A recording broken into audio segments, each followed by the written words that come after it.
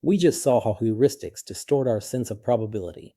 This segment widens the lens to the biases that shape what we believe and how we choose, and then asks the hopeful question, can we think better? Start with the most consequential bias of all, confirmation bias, our tendency to seek out, notice, and remember information that confirms what we already believe, while ignoring or explaining away whatever contradicts it.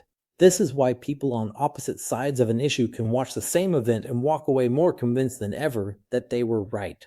Confirmation bias is the engine behind so much polarized, entrenched belief, and, crucially, it operates on smart people just as powerfully as anyone else.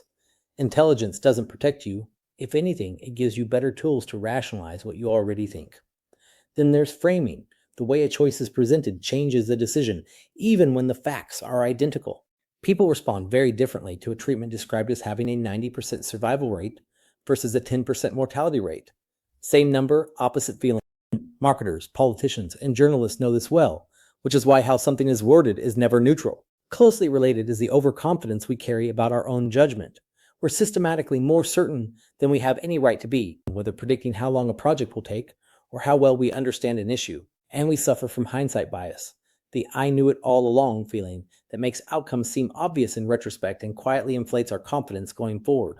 So if our minds are riddled with these biases, are we doomed to bad thinking? No. And this is the empowering part. The first defense is simply knowing the biases exist, which lets you catch yourself in the act. Beyond that, the strategies are concrete. To fight confirmation bias, deliberately seek out the strongest case against your own view and ask what would change your mind.